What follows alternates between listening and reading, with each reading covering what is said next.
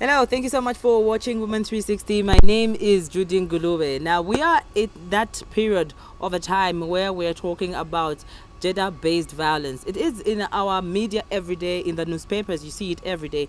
But specifically from the 25th of November all the way till the 16 days elapse, this is going to be the topic of discussion, and hoping that it will go on further than the 16 days that we have.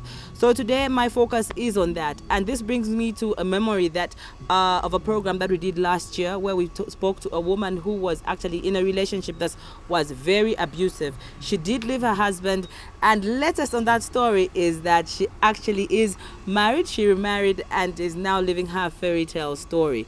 But today we're going to talk to the people who are actually looking out, the authorities that be, who are looking out on issues of gender-based violence. We're talking about the Ministry of Gender. We are talking about a lady who has been incarcerated, and she tells us her story of what happened in her home for her to end up in there. We also talk to the correctional facilities. What help are they doing? What sort of activities are going on in these correctional facilities to help women who are actually in a situation of gender-based violence, who were pushed to do something that equally did maybe not come from here, but were in a situation of GBV. So my very first guest today is Madam Rebecca Banda, and she is coming from the Ministry of Gender. She is under protocol and security. How are you?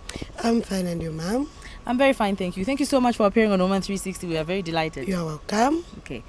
Firstly, when we hear GBV, it's not something new. We hear this all the time. But specifically for these 16 days, which I hope will not end in terms of after 16 days, nothing goes on. What are some of the programs? What are you doing? I can say thank you very much for according me this opportunity to talk about gender-based violence within these 16 days. It has been happening all along, but the violence still continues. Even after the 16 days, the violence is still there. Now, what we are trying to is the awareness, where this gender-based violence coming from.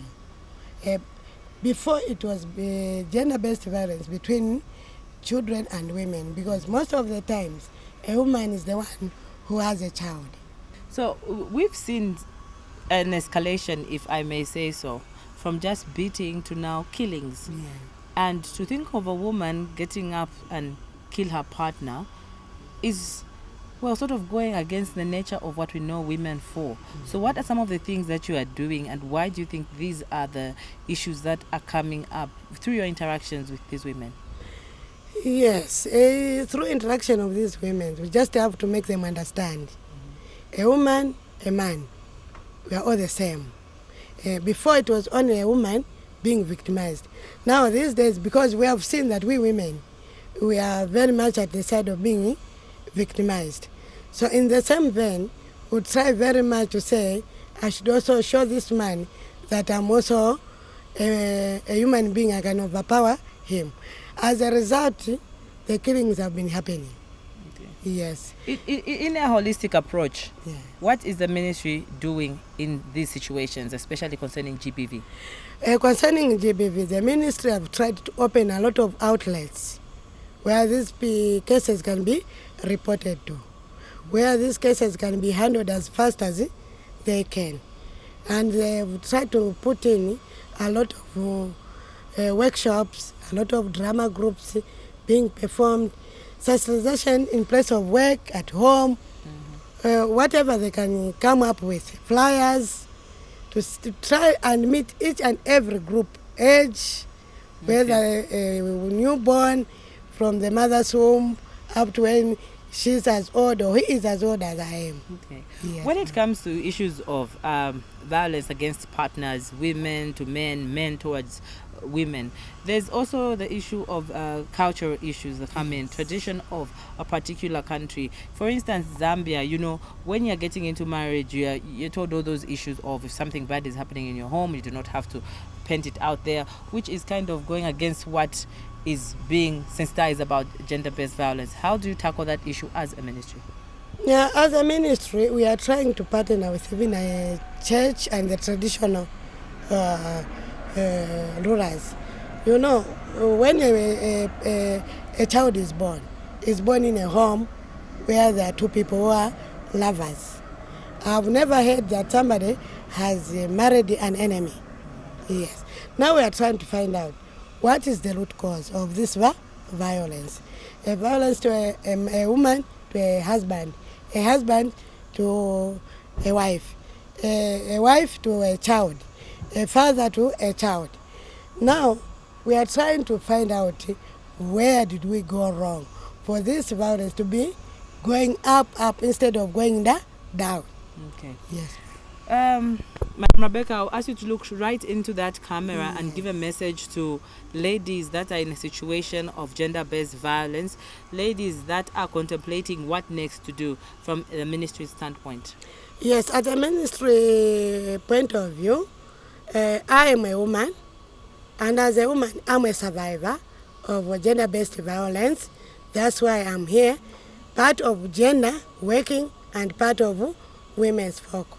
The only way we can go ahead of this piloting of this sensitization of ending gender-based violence. I know we cannot completely end it, but we can try. If you find that there's a problem in a home, try to sort of intervention from the church or from the police. It will really work.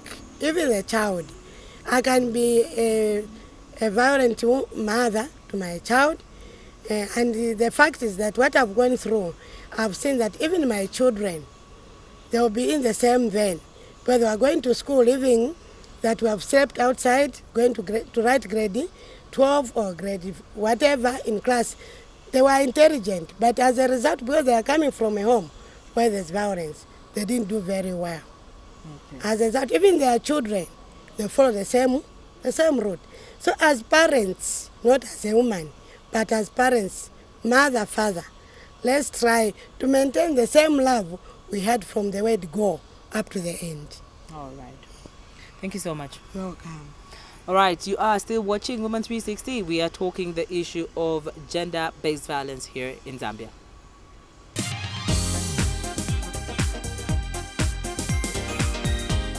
All right, so the Ministry of Gender has just given their perspective on the issue of GBV. And you're still watching Women 360 as we get to talk to more guests on the same issue.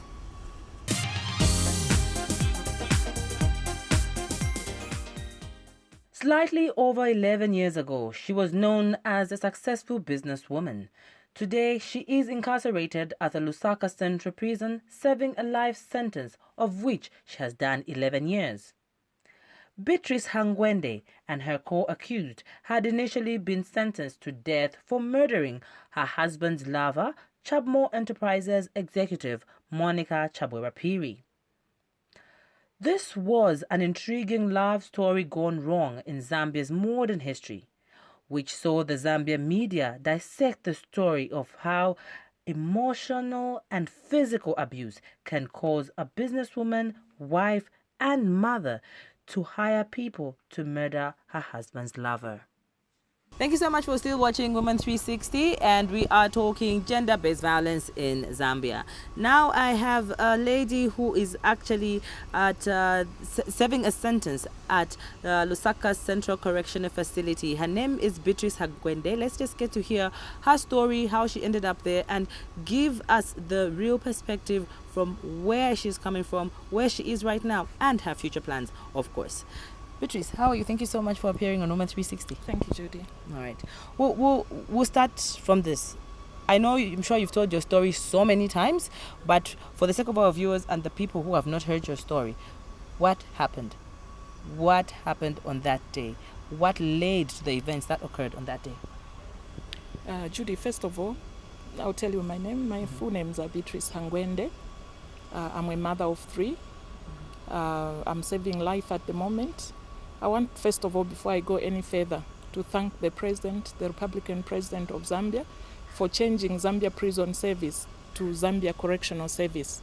This is how come it was possible for me to come here, even with this sentence. I also want to thank our Commissioner General, Mr. Percy Chato, who is trying so hard to change lives for women. I also want to say thank you to the officers that brought me here, Bwana Karen, Bwana Brian, Bwana Bruno. Thank you very much for bringing me here. And Judy, thank you for this opportunity. In fact, I want to say this shouldn't be the last time. I want to thank ZNBC also for giving me this opportunity. You should do this more often, especially to prisoners, female prisoners. Definitely. In fact, I'm inviting you to come to Lusaka Correctional Service so that you can hear from other women too. Okay. If I'm invited, I'll come. I've got my eyes on the officers. If I'm invited, I'll come. Okay. So tell us what really did happen. What happened, Judy, was unfortunate. I was in an abusive relationship. Everything was okay in our lives until my husband started womanizing. It was a big problem that we tried to resolve it on our own. As you know, as per our culture, a woman is not supposed to open up to other people to tell them about what they are going through. And you just bottle it up as it is, like a balloon, you pump it too hard, it will explode. That's exactly what happened to me. Unfortunate, what happened. I want to first of all say I'm sorry to the family of late Monica Chabwera Phiri. I want to say I'm sorry to the entire nation of Zambia. I want to say I'm sorry to my family, especially to my beloved children. What happened was not a good thing, but it wasn't intentional. At the time, I was going through a lot of problems and I had nowhere to run to. There is no systems in Zambia to really counsel women. Yes, you can go to victim support, but then you are taught as you are getting married that you are not supposed to wash your dirty linen outside. You have to endure. A man is like always given the right to abuse you, to have extramarital affairs. And really what I went through was terrible. I had nowhere to go.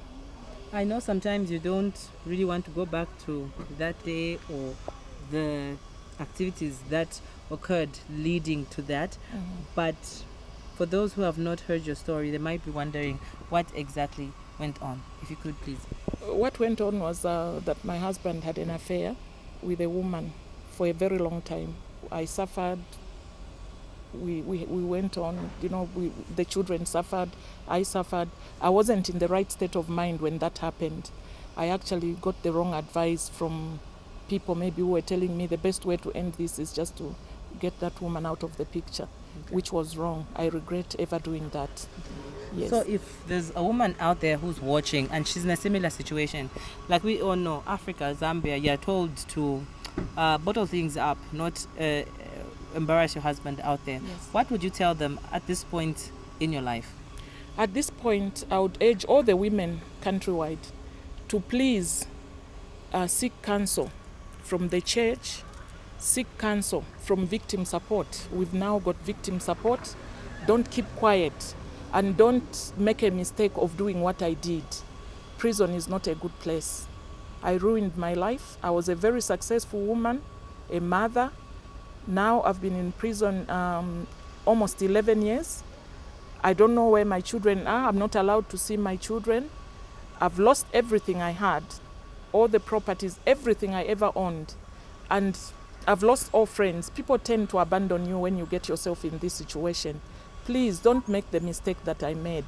There's no other person who can tell you better than I can. I'm the longest serving female prisoner currently. 11 years is not a joke to be away from your children.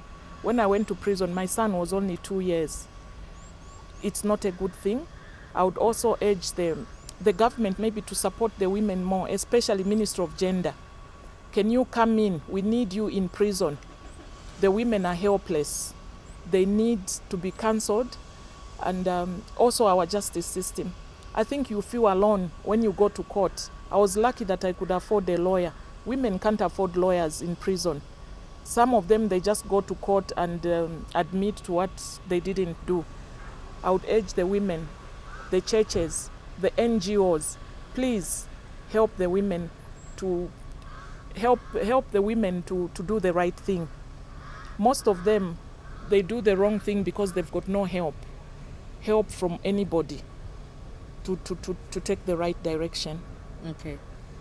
In as much as you have been given a life sentence, you In still fact, live. just 1 minute. Uh-huh. In fact, I wasn't given a life sentence. I was given a death penalty, which I thought was a bit too harsh, considering that I didn't do it myself. I hired people to do it.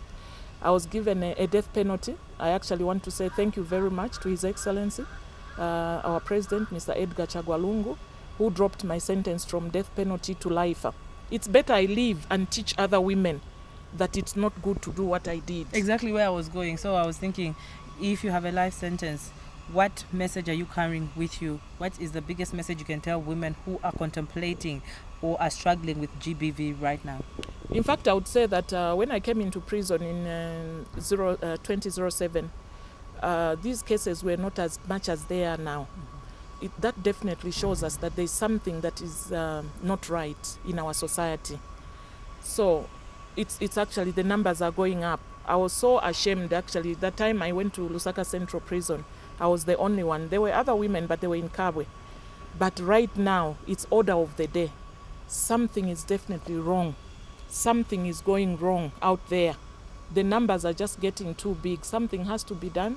I would ask the government to do something to support women financially, to support women in whatever way the government can, so that this scourge, because if we are just going to discuss gender-based violence in these 16 days, I don't think we are helping much. So I would urge the women outside not to give up, to be strong.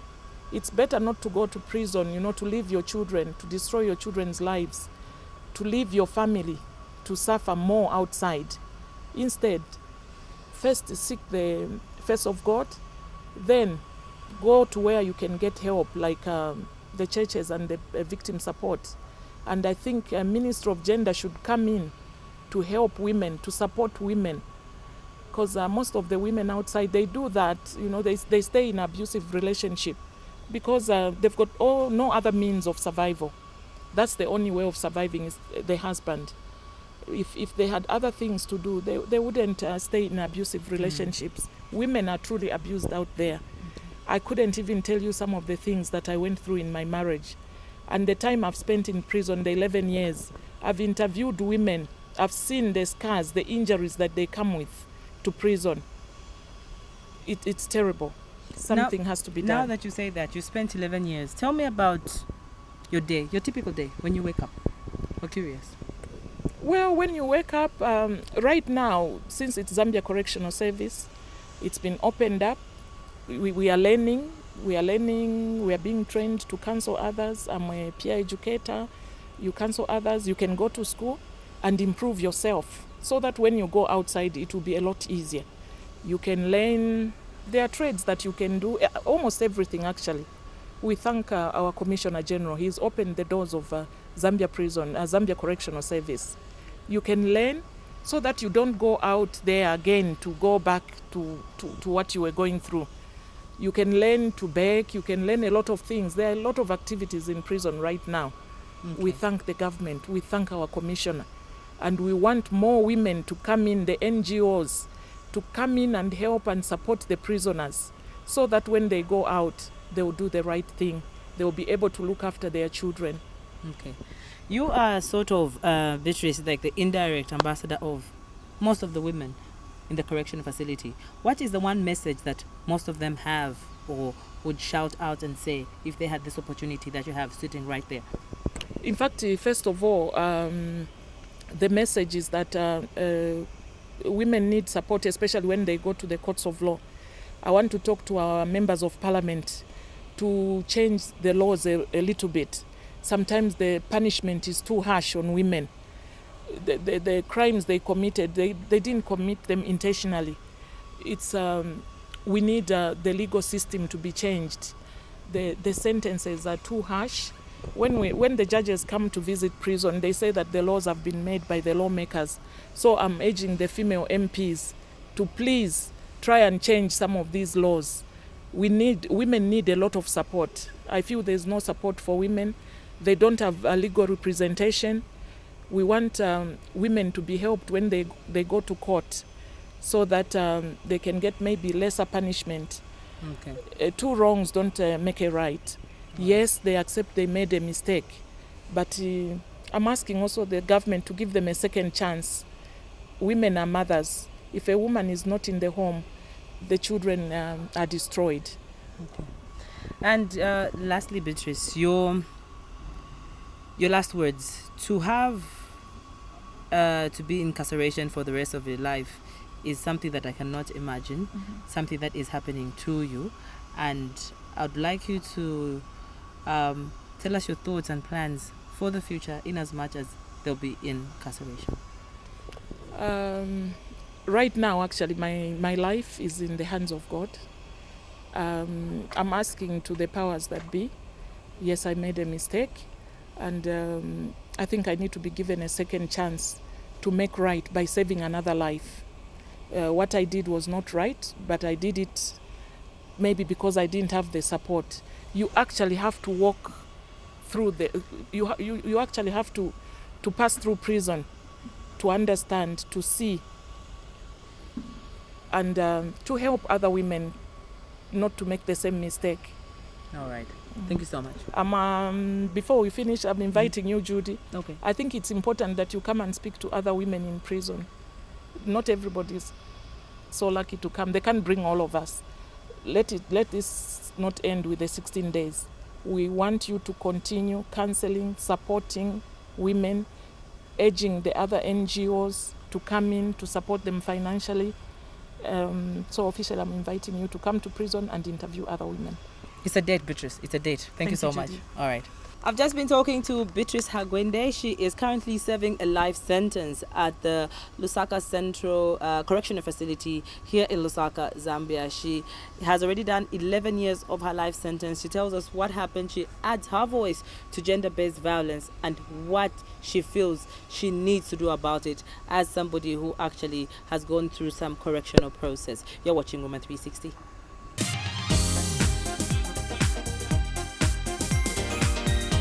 Thank you so much for still watching Woman 360. I'm now going to be talking to the Zambia Correctional Service, and I'm going to be speaking to the Deputy Spokesperson by the name of Mr. Brian Moya. Thank you so much for coming to our program. How are you? I'm fine, thank you. How are you, Judy? Fine, thank you.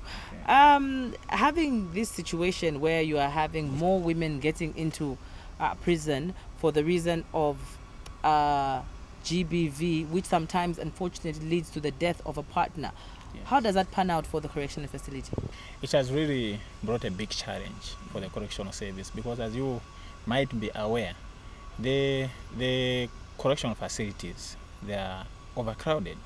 As I'm speaking, I think the population is hovers around 21,000 inmates across the country, with the holding capacity of only about 8,000 inmates. So the correctional facilities are over 200% overcrowded. So with the increasing number of inmates, you know, basically those who have committed gender-based violence being brought to prisons, it has really made the number to go up. And you know, it has also brought a challenge because, you know, female inmates, they are not like, because most of them now who are coming to prison on gender-related, you know, offences are female. The name change correctional facility makes me think more of leniency, more of wanting to get them involved in activities that will rehabilitate somebody, that will, if getting out of the correctional facility, will add to Zambia's reality, Zambia's development.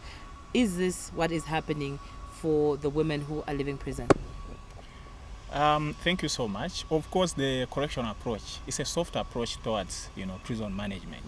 The focus now is to take a soft approach to help these people change. Initially, the focus was on making sure that these people are in custody and they don't escape. But now we have shifted. While we are making sure that people don't escape, we are making sure that we provide correctional services so that once these people leave prison, once they leave prison, they will have changed and become better citizens that can contribute to society. So what are some of these stories that really come out? Do the stories keep changing when the women are in prison? What are their reactions after being incarcerated when it comes to especially those who have killed partners or killed the girlfriends of their partners who are going through this incarceration? Yeah, of course, you know, when these people come, they are depressed. They are really depressed because first of all they didn't think that they would end up finding themselves into this type of, you know, situation. So when they get to prison, we help them to settle down and then reflect on what they did. Most of them, I can assure you that most of them, not all of them, but most of them, they do regret. They have told us as officers who are in their custody that they really regret and they wouldn't want, they wish that they had not committed those offenses, and if given an opportunity to go back to society, to join their families and friends, they would not commit such offenses. Those are the stories that go on when you when you go and visit a correctional facility. You know, when I was talking to Madam Beatrice just before you sat here, I think God knows where to place us, because hearing her story, if you hear what she did, it was bad, it was gruesome, but you hear her talk now, it is so hard to think that she is still going to serve a life sentence in as much as she did something very wrong. So knowing where God places us, I think you guys are doing a great job. But to live with somebody who feels regret every day, I don't know. Give me the secret. How do you go through that every day to see she's regretted and she's only done 11 years, to differentiate who is genuine and who is putting a face? How does that happen? Of course, it's difficult to read a human being mind. You know, the most difficult animal to understand is a human being, because you don't know what a human being can be saying this, on the other side it does the opposite. But we believe that whatever those prisoners, those inmates, whatever they say is what they believe in. It's because of what they have gone through and the programs that we have put to, of course, because the programs may still be challenges here and there, because maybe they have not rolled out, to a certain extent. But we are trying by all means as a correctional service to ensure that these programs are effective and can change, the mindset of those people. So what I can say in a nutshell is that it's really, sometimes I cannot say completely say maybe what they say could be what they would do. But we are meant to believe that that is what they are supposed to do because of what we have done to them, and the fact that they miss their communities and they would want to go back and enjoy the normal life which they were living before they came to prison. So really, obvious that regret is genuine. So this Women's 360 episode specifically has been dedicated to gender-based violence, and I have been talking to Mr. Brian Moya, who is the deputy spokesperson from the Zambia Correctional Service.